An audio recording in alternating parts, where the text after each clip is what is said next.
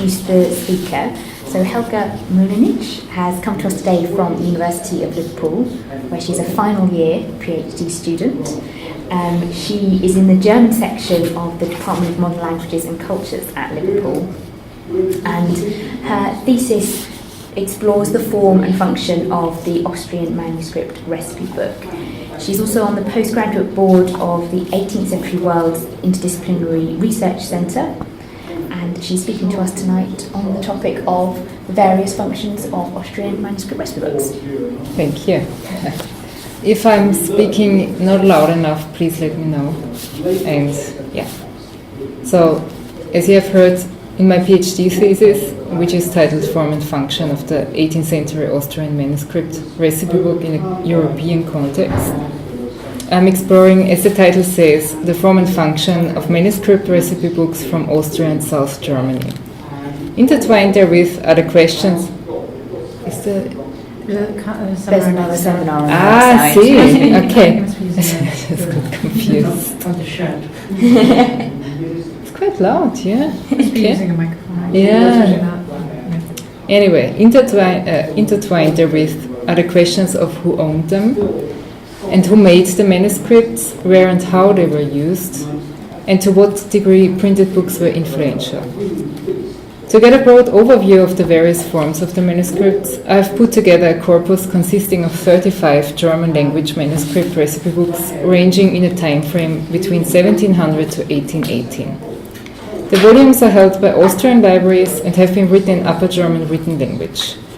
On a side note, nowadays Upper German written language is still used in Austria, Bavaria, so especially Upper and Lower Bavaria, Switzerland, Liechtenstein and the South German Allgäu region. Several of the manuscripts have never been discussed before, and those that have been analyzed by scholars were examined with focus on the recipes included. To draw comparisons regarding the form, that is the structure of the manuscripts and the way they are organized, and the usage of such books, I'm also discussing 2 English language volumes which I have found in libraries in England and the US. Many of the manuscripts cannot be dated exactly, and they have little bibliographical or archival material coming with them, which is not surprising at all. Manuscript recipe books can hardly ever be found in the location they were created for, and often don't tell much about the owners, not to speak of the makers. Only 19 out of the 37 manuscripts display names. 15 were owned by women, 3 were owned by men, and 1 was written by a man without giving the name of the owner. I want to make clear at this point that the number I'm giving here have to be seen in the context of my research corpus. The manuscripts in my corpus do at some point represent the situation of the Austrian collections, which means that they are inhomogeneous collections. They are not closed homogeneous collections. But of course, these are not absolute results, just because I have 15. Due to the large number of still not analyzed and even often not available manuscripts, the absolute outcome might of course be different. The Austrian libraries often purchase the manuscript recipe books via dealer sale or auction, or received it by a private owner or as a part of a collection. In the majority of cases, nothing is known about the place they were originally created, let alone the people who owned and used them. All of the manuscripts of my corpus include culinary recipes, to name the common factor, but in form and usage they range on a spectrum from highly elaborate and so similar to printed books that it might be possible to understand such manuscripts as books in their own right, as German scholar Carlos Spörhase suggests, to the hasty notes of a cook or housewife who used the manuscript as a memory aid. The various functions of the manuscript recipe book and its usage have not yet been researched systematically, although some recent studies touch upon the topic. Madeleine Shanahan addresses the problem very clearly in her book, Manuscript Recipe Books as Archaeological Objects, published in 2014. So I quote, "Historians, in their traditional approach to source criticism, probe the meaning, intention and bias of their primary sources and their original authors, but their actual use over time and how this changed is rarely considered. how the source was supposed to be used is not generally a line of historical inquiry. It is as if a document's meaning and use was fixed at the moment of creation. The moment of genesis is the one of supposed relevance, but how they were seen, used and adapted over time, becoming entangled within a complex web of social relations, is generally not central. End of quote. The approach towards the typology of manuscript recipe books is still at the beginning because it constantly has to be revised the more material we analyze. Shanahan distinguishes between blend volumes, recipe collections, and household notebooks, based on the physical characteristics and the content of the 48 Irish manuscripts her research corpus consists of. German scholar Thomas Gloning identified 3 types of usage, distinguishing between one, the text collection, not intended for practical use and created out of encyclopedic interest. Second, the manuscript as a manual or starter collection for young women, often made by family members as a wedding or similar gift. And third, the manuscript as a memory aid. He emphasizes particularly that there are not types of manuscript recipe books, but types of usage, which means that a starter collection could easily become a memory aid or be used for documentation of one's personal practice. Based on Gloning's work and the observations I made when I analyzed my corpus, I suggest expanding the 3 types to 4 types, which are the manuscript as memory aid, manual of practical instruction, book in its own right, and prestige object. In my thesis, I'm also exploring the idea that women were professionally involved in the making of manuscript recipe books, and I'm asking if and how men were part of the process of making, using and owning such manuscripts too. In the last 20 years, in English and German language countries, the focus has shifted strongly to female life writing and an almost primarily female-oriented reading of the manuscripts, which I wish to challenge, maybe in a similar fashion to the very recent efforts to re-evaluate the role of men in domestic medicine. On a side note, in German, manuscript recipe books are even called Frauenkochbücher or women's cookery books, which already sets the frame.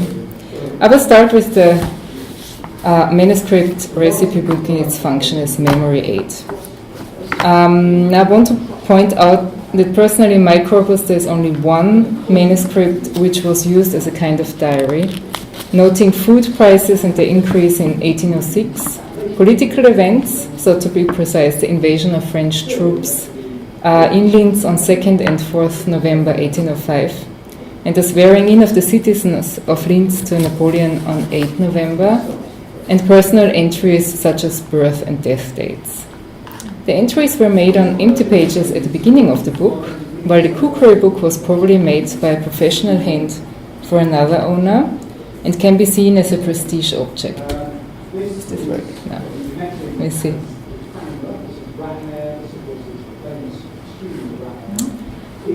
No? Now it will go to 3 because, anyway. So here you can see the notes. This example shows already. Do you want to switch off the lights a bit more, maybe, to dim it, to see it better? So this example shows already how difficult a classification of such an artifact can be. Is the book a memory aid or a prestige object? The change of use, as emphasized by Gloning, can be seen clearly at this object. Memory aids serve various purposes. They were used by the housewife or the cook as a tool necessary to run the household, and probably also helped to strengthen kinship bonds and friendships by asking relatives, friends or acquaintances for recipes, or even have them pen in the book themselves. So, manuscript number 120, which I'm displaying now, is a very interesting artifact. It is possible that it belonged to somebody working in a noble household or a member of the upper classes. Waltraud Feisner, former head librarian of the Library of the Oberösterreichisches Landesmuseum, claims that the volume is a special cookery book from Linz and notes that the recipes are culinary highlights. The volume was certainly not meant to provide everyday dishes, but special treats, probably for the upper classes. Several names can be found supporting the theory that the memory aid was owned by somebody close to the wealthy members of the society, and suggesting that recipes were really provided by individuals and not copied from printed sources. Feisner mentions that Mrs. Loshin, that's the image on the right, was probably the wife of Anton Josef Losi von Losenau, who served as imperial counselor and Salzamtmann. Multiple hands can be identified. The quality of the handwriting varies greatly, from very skilled and neat entries to rather careless, almost hastily scribbled recipe texts. Next to the headlines of several recipes throughout the book, marks in form of an X and O can be found, which point towards an active use. Sometimes additions and corrections can be found in the margins, as you can also see here. Another function of the memory aid was that of a tool for professional cooks and chefs. Manuscript M1-50 is held by the Salzburg University Library and dated 1780. The owner is given as Elisabetta Sitzberger. A cover is missing. The calligraphic title page reads Hochbuch für die Elisabetta Sitzbergerin im Jahr 1780. The library catalogue claims the manuscript to be written by one hand, probably written by a male court chef or owned by a court chef. And it's likely that the librarian believed the manuscript was written and owned by a court chef, so by a man, or was written by a court cook for the owner. Because of the masculine form of Hofkoch used in the catalogue entry, which could be a generic masculine, the note is not entirely clear. The title page seems to have been designed as a part of the manuscript cookery book, which could mean that the book was made by a court chef for Sitzberger, as the title suggests, or that she purchased, inherited, or copied it herself. The manuscript consists of 22 folio pages containing very specific recipes for mainly sweet and savory baked goods and pastries, which probably led to the belief the volume had been owned or at least compiled by a man, although women are documented as pastry makers and confectioners. The pages are numbered and the handwriting is neat, but it varies in carefulness, size and form. It is possible that the manuscript was written over an extended period of time, probably months or years, or that more than one hand was involved. Some passages have been deleted, stains and ink blotches are visible on a few pages. The manuscript closes with finis on the last page, so it's a finis. Due to the missing cover, it is unclear if the book was extended afterwards. Because no further information about Sitzberger exists, it is not possible to determine with certainty what role the book played in her life. Maybe she was employed in a wealthy household and needed to rely on a range of recipes for baked goods and desserts, either penned by herself or, according to the library catalogue, a chef, a royal chef. Manuscript number 220, which was probably made in the first decade of the 19th century, might have been owned by a royal cook or chef, or more likely served as a memory aid for the cooks and chefs employed in a wealthy household. The manuscript, held by the Graz University Library, does not contain names of its makers or owners. The volume consists of 85 folio pages and displays the handwriting of several hands, seemingly alternating throughout the manuscript. The writing is thoroughly neat, although slightly varying quality, which gives the impression it might have served as a memory aid for several chefs or cooks working in a noble household, who expanded the manuscript together over time. The recipes are certainly upper-class treats, and interestingly dinner lists can be found, For example, below the headline Diner den 23. März, so dinner on 23rd March, a list of different courses for a dinner serving 16 persons has been penned. The number and form of tableware, for example round bowls, are specified in a headline above each course. The dinner includes several French dishes, such as epigram of lamb, which is a dish made of pieces of lamb. The French dishes are given in Antiqua, not German Kleinschrift, pointing towards the consciousness that the dish was from another country, but not unknown to the chefs or cooks. On the versa page, detailed instructions for the preparation of each course can be found. Due to the phenomenon that dinner lists from the year 1808 appear about 24 folio pages after the date 1809, it is possible that the course lists were copied on a later date from paper slips or private notebooks into the manuscript, which served all chefs and cooks in the kitchen as a memory aid. The next example I want to discuss can be classified as a collaboratively created memory aid too, probably also used in a wealthy household, which shows characteristics usually found in printed volumes. The Beckbrook manuscript is part of the Downside Abbey Archives and Library in Stratton-on-the-Foss in Somerset. The volume was purchased in the 19th century by collector Daniel Parsons, whose collection was probably given to the archive at the beginning of the 20th century, and found by a fortunate coincidence in the course of major renovation work in 2015. It is bound in cheap sheepskin and consists of 140 pages of handmade paper, claiming to be part of the Beckbrook Kitchen Library, which perhaps refers to the residence Beckbrook in Winterbourne, Gloucester, or to the parish Beckbrook in Oxfordshire on the inside cover. The first 3 pages contain an inventory list and a sample exercise in subtraction, dated 1793, and written by a first hand which does not appear anywhere else in the manuscript. A second hand starts the cookery book, probably several years later. On the 5th page, penning 3 recipes and noting on page 8, between 2 horizontal lines, at the bottom, finis coronabit opus. Despite this final remark, which means end of the volume, a third hand continues on the next page, succeeded by various other hands over the following 130 pages. Several of the recipes show pencil marks in form of an X or cross, probably to highlight especially good or successful dishes. The Beckbrook MS does not contain any medical remedies, only culinary recipes and 2 household and beauty recipes, making it a cookery book rather than a household manual, which should not only provide culinary advice but also ensure the health of humans and animals.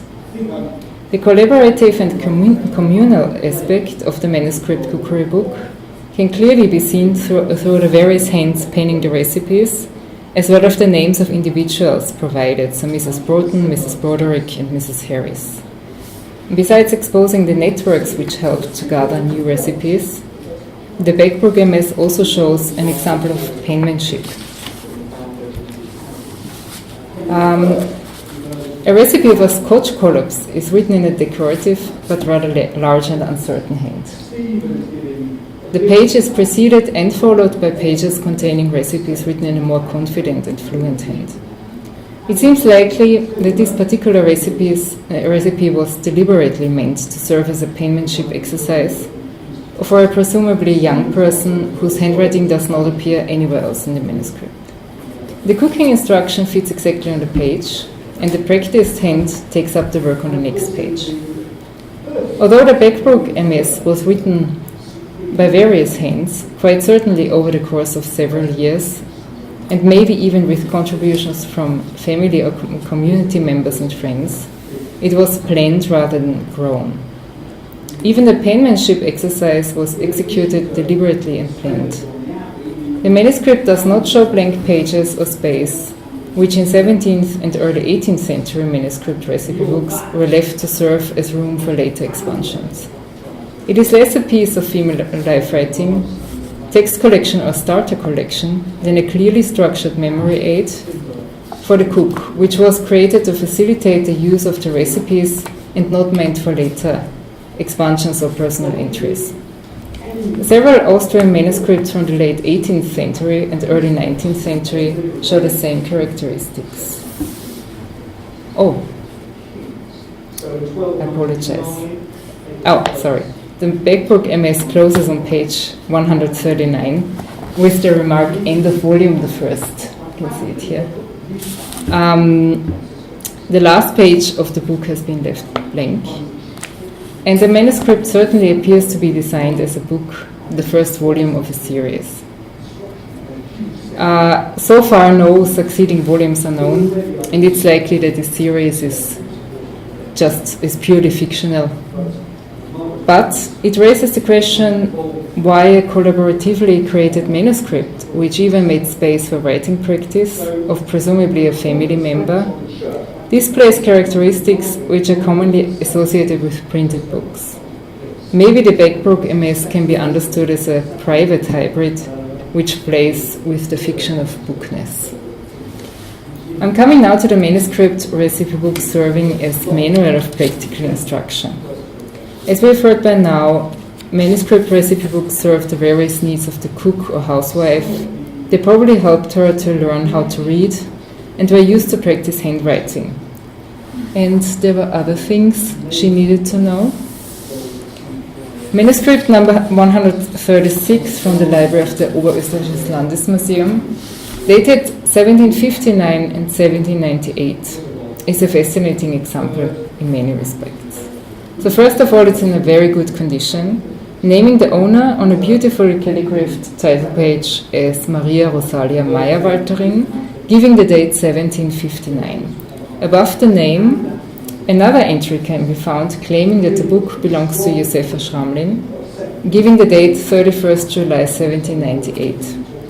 So Josefa Schrammel either belonged to Meyer-Walter's family and inherited the book, or she purchased it.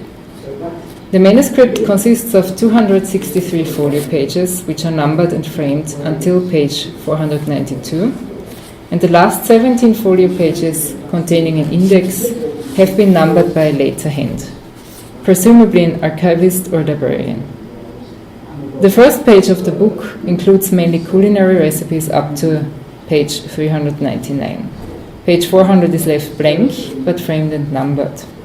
On page 401, a calligraphic headline identifies the section as arithmetic book, and this section stretches from page 401 to page 487. The arithmetic book includes lessons and examples for addition, subtraction, multiplication, division, subtraction with coin weights, measurements and weights, a form of accounts for income and outgoings associated with guardianship relations, the rule of 3 in fractions, and the calculation of fellowships. The pages 488 to 492 are blank. Page 493 is wrongly numbered with a crossed out 249. The index stretches over 13 folio pages and includes all dishes given in the manuscript. The index seems to be complete and planned. It is unclear whether the same hand or another continues with arithmetic lessons and examples after the index. The sources of this arithmetic book are yet unknown, but it's possible that a printed book or maybe a calendar served as a blueprint or was entirely copied. The manuscript ends on the last page of the book. The whole volume seems to be written by one hand, at least until the end of the index. The recipe section and the arithmetic part both show calligraphic headlines, a skilled handwriting, and hardly any corrections. On first examination, no later entries, marks, or comments can be found. And in terms of Sarah Pennell's study on Hannah Biesecker's manuscript, this seems to be a very specific textbook, including a body of knowledge which was essential for housekeeping. It is also possible that manuscript 136 was made by a commissioned professional scribe, maybe also acting as a prestige object, a gift of love, or an object of appreciation. What the material certainly tells us is that this book was not used by Meyer Walter or Schrammel for any form of life writing or notes. It might have been desirable for the housewife to possess some knowledge of arithmetic in order either to oversee the work of the servants or to take care of the finances herself. Maybe it was used to educate girls and boys, and therefore interesting for the history of education. It might also be proof that women were more interested in mathematics than commonly assumed, and it clearly shows that against common scholarly belief, the incorporation of educational material cannot be seen as particular to English language recipe books, but that it was also commonly practiced in German-speaking countries. The next two volumes I consider to be books or literary media in their own right, as well as prestige objects. So first I want to explain the term book in its own right. The manuscript book is usually seen as being inferior to the printed book, as a cheap option for capturing ideas or the preliminary stage of a printed book, serving the purpose of collecting material, serving as a private archive or copy that is waiting to be set in type. Carlos Spörhase points out that in the 18th century a manuscript was first and foremost a book that is not automatically excluded from the public, and maybe even a book disseminated in manuscript, which makes the manuscript book certainly a literary medium in its own right and not merely a predecessor of the printed book. This understanding of the manuscript book goes hand in hand with the conclusions of Anna Menzel-Reuters, who actually sees the production of printed books up to the late 18th century as limited to noble and bourgeois elites, while the majority of the population used handwritten documents for circulation dissemination.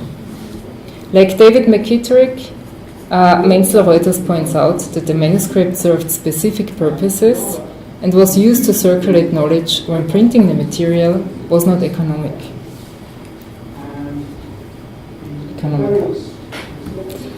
The manuscripts Die Kunst zu kochen 1 and 2 from the Austrian National Library in Vienna, both dated 1798, are bound in green Morocco leather and gilded by hand. Die Kunst zu kochen 1 is illustrated with a genre scene, showing a busy kitchen and accompanied by the closing line plus reference of a fable written by the German fable writer Magnus Gottfried Lichtwer. Followed by a title page, which roughly translated reads The Art of Cookery, naming the author Matthias Sellener. The next page provides a colophon giving the name of the scribe. The author Matthias Sellener and the scribe Josef Zeilner can easily be traced. Both are listed in the Court and State Schematism of Vienna. This manuscript turns out to be the first volume of a series of two. It's number 2.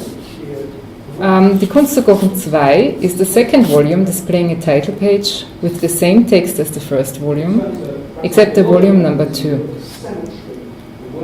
The book is illustrated with a harvest scene and it doesn't show a date. But it's very likely that it was finished soon after the first volume, maybe in winter 1798. The library catalogue at least lists the same year for both manuscripts. Die Kunst zu kochen 1 and 2 were originally part of the Fideikommiss Bibliothek in Vienna, which was the private library of Austrian Emperor Franz I, until it was incorporated into the Austrian National Library in 1921.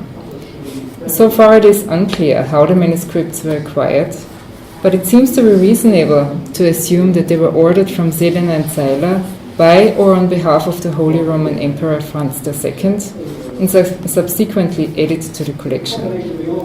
According to Ken Alabella, many cookbooks in the past, as today, were meant for armchair chefs, who read them primarily for entertainment value rather than as a practical guide. And especially the early cookbooks were kept in libraries to be consulted by literary elite instead of lowly cooks.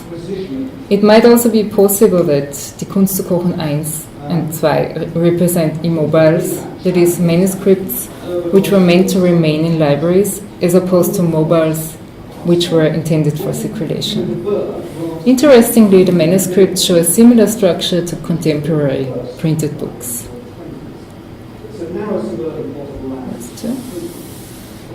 Die Kunst zu kochen 1 teaches in the beginning about products, equipment and methods, while die Kunst zu kochen 2 is structured in different sections, Abteilungen, for meat, vegetables and so on, including advice on tableware and other equipment at the end of the book. Different fonts of varying sizes are used to guide the reader through the clearly structured sections and to highlight words in languages other than German. The pages are numbered and the margins are defined with a frame, where the lines are perfectly balanced and the quality of writing does not change over the course of both volumes. Both introductions refer to each other, which shows once more that the content of the volumes was planned and compiled by the author first and later penned by the scribe. The texts were not annotated by later hands, and this leads to the question about the purpose of these manuscripts. Quite clearly, they were not created for the use in the kitchen, not even for a household. And they might also not represent a fair copy of an old and fragile volume.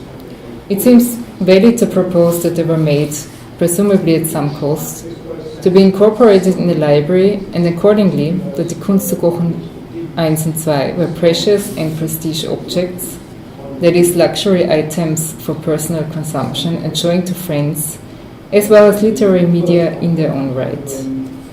I have also included copies in the section which are considered to be books in their own right. Manuscript number 206, dated 1777 and held by the State Library of Upper Austria, displays the name of the owner, Katharina Kriechbaum, on the cover outside. Yeah?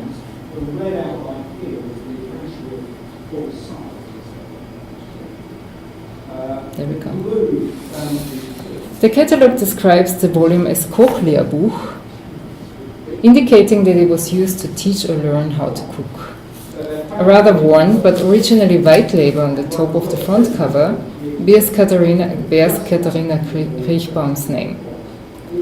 The volume has been beautifully penned by a single hand, displaying calligraphic headlines in red and blue ink. It is possible that the professional scribe was commissioned to make the book for Kriechbaum.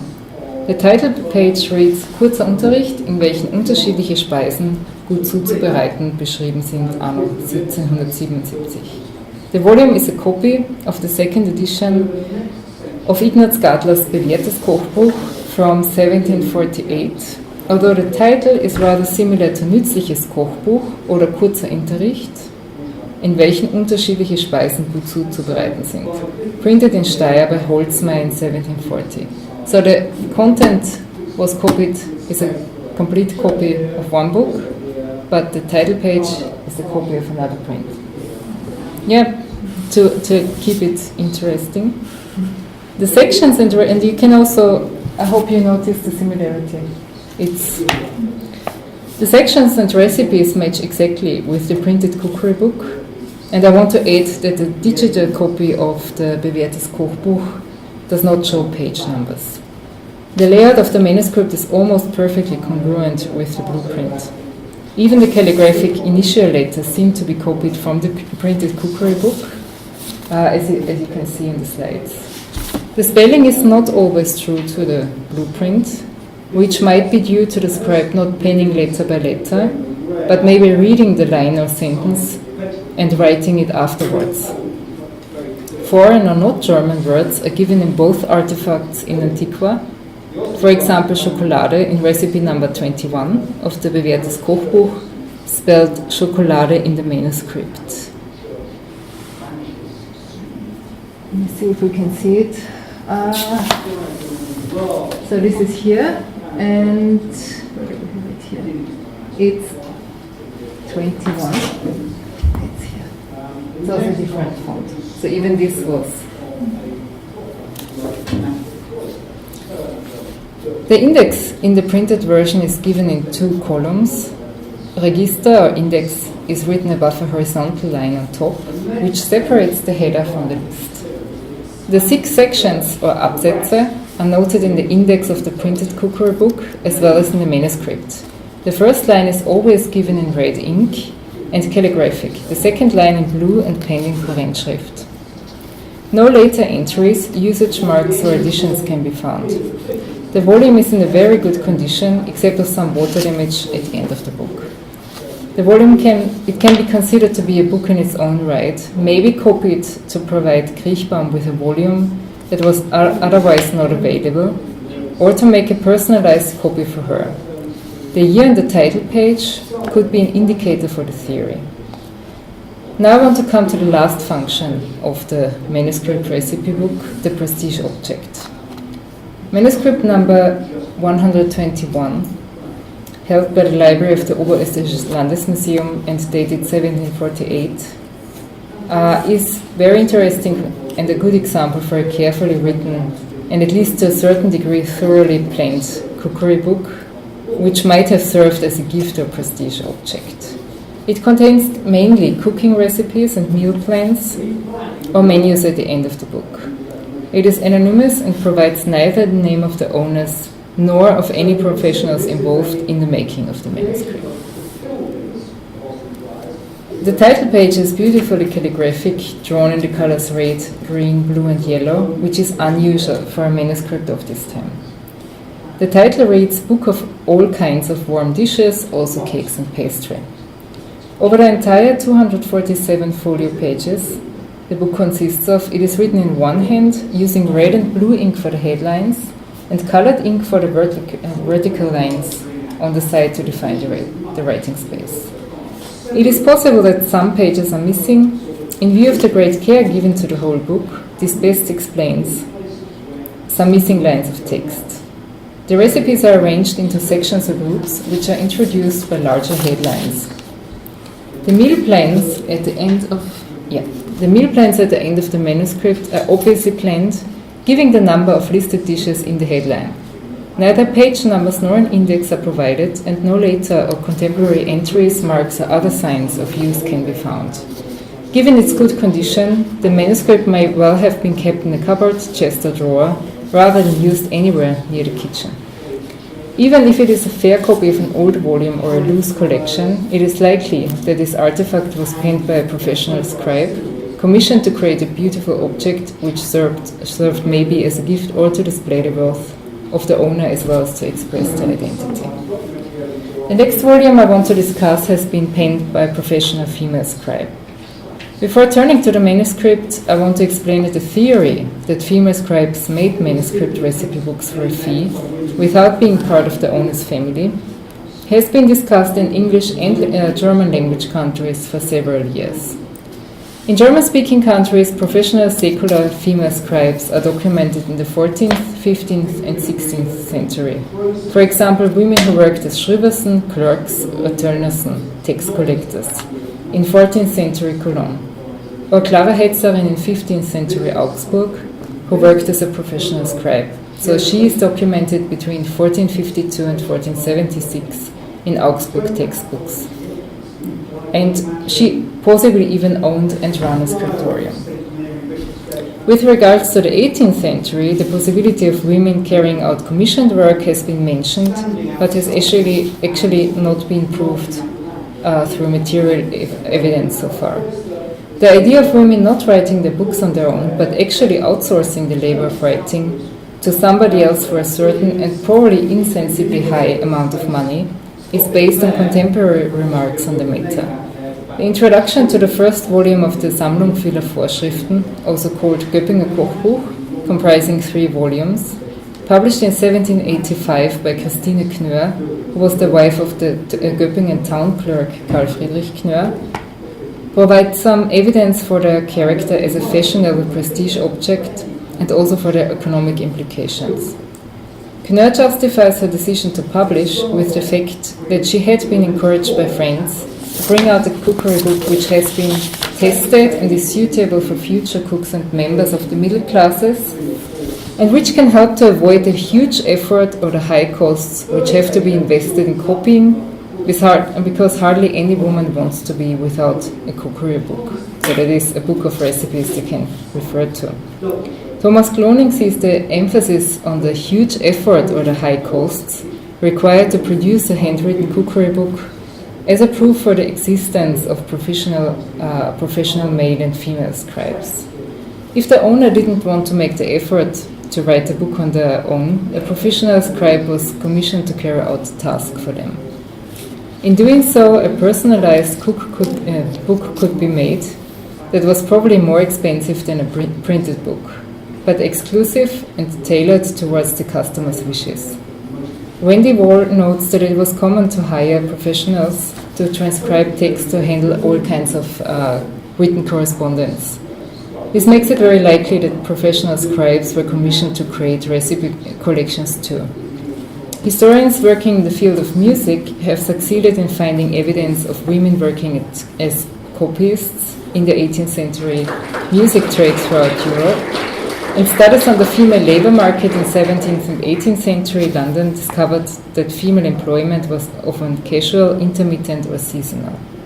In addition, the outcomes of the Gender and Work Research Project at the University of Uppsala clearly show that the division of work was flexible between genders, and that freelance or unpaid work, termed multiple employment, was very common. Female and male work did not exist in separate spheres, but rather in overlapping circles.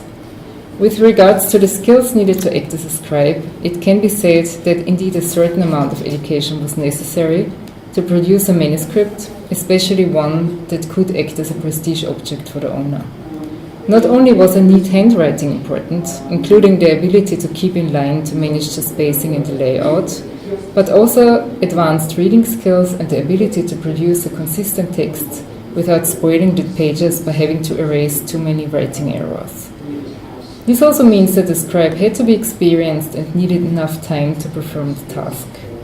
Hans Ramke points out that a scribe had to be able to deploy the special text patterns and phrasing of which recipe text consists, and in consequence be able to read and write. Manuscript number 190 from the State Library of Upper Austria, dated 1733, was penned and maybe also owned by a professional scribe, Maria Katharina Lebmer. On the cover outside, the word Kochbuch clearly defines the purpose of the book, and the beautifully calligraphed title page reads Kochbuch von Maria Lebmerin, Pflegschreiberin zu Friedburg, geschrieben 1733. Lebmer makes clear that she wrote the manuscript.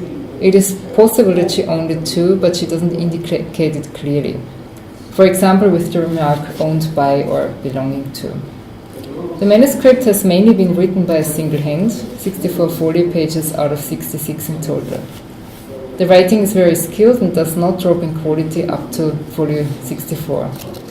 Overall, only very few insertions and corrections can be seen. The book is remarkably well written. The recipes are for the most part organized in groups, indicating that the material serving as a template was sorted in advance and afterwards penned in the book. It is indeed possible that this book was made by Maria Katharina Lebmer for herself. This task would have been fairly easily for a professional scribe. So she calls herself Pflegschreiberin, which is a kind of clerk working in an official administrative, so she has been employed by, she was an administrative clerk. So this volume also, it was not used for notes, it didn't grow. It was, the beauty of the object gives the impression of a pre-planned fair copy, made for a special occasion, and it was not expanded afterwards. The last manuscript I want to discuss shows male involvement. And I also like it very much because it's a very cute example. Manuscript number 146, dated 1790 and held by the State Library of Upper Austria, was made by a man named Josef Friedrich. The carefully calligraphed title page says Kochbuch, worin allerhand Speisen und Konfekte zu finden sind. It's a cookery book in which all kinds of dishes and sweets can be found. written by Joseph Friedrich and Tann, 15th December of this year. And on the sides you see it's 1790. Between the title and the note of the scribe, an ornament in the form of a heart-shaped vase can be found, adorned with a symbol resembling the eye of providence, also known as the all-seeing eye of God. An eye drawn in black ink inside a red triangle, surrounded by thick green and red strokes reminiscent of eyelashes or rays of light. On the bottom of the vase, a rose is visible. The stalk is drawn in green, the flower in red ink. Friedrich's name is the only one displayed throughout the manuscript. It does not provide any indications of a male or female owner. The handwriting is skilled and the manuscript is remarkably well written. However, we are dealing with manuscript recipe books, and it would be surprising if it would not be more complicated.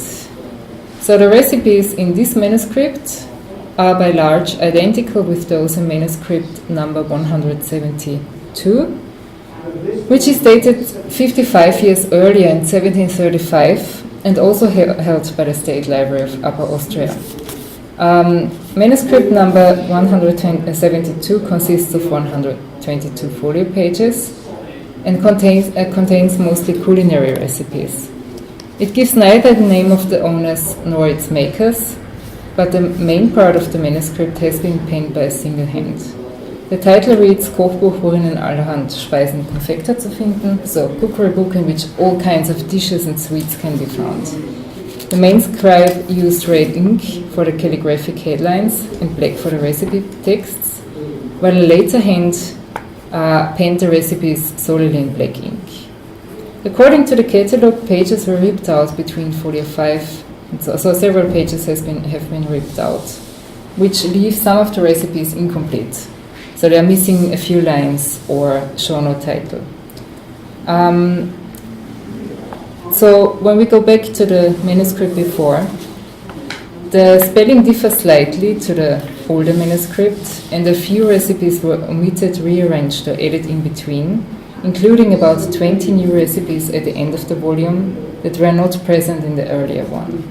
Page loss must have happened before Friedrich copied the volume. The missing texts were replaced by similar recipes, and incomplete recipes were either left out or equipped with new headlines.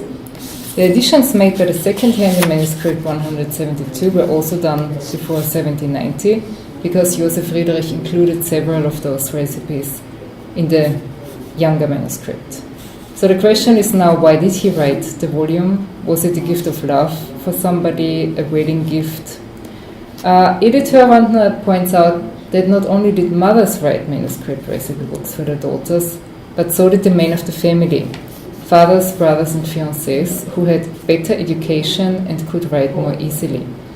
Janet Theophano mentions, and I want to note that I do not entirely agree with the certainty of Theophano's argument, that men not only acted as scribes for illiterate women, but also provided them on their way with texts that helped them to learn how to read and develop their writing skills. She considers, taking into account that penmanship was regarded as one of the bodily virtues in the 18th century, reflecting the character of the writer, that writing manuscripts could be seen as a sign of mutual affection and bonding between family members, transforming the manuscript recipe book into a token of affection. And Hans Ramke notes that Johann Wolfgang Textor's, who is Goethe's grandfather, Textor expanded his wife's cookery book with his notes after the marriage, transforming it from a cookery book to a household manual. And Wendy Wall suggests that recipes provided a shared medium of communication among reformers, ladies, gentry, tradesmen, housewives, and servants.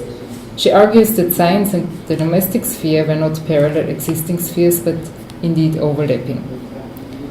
One discovery I made while analyzing the manuscripts in my corpus was that several of the anonymous memory aids give the impression that they had been used by professional cooks and chefs, such as the manuscript 222, but were not attributed to men.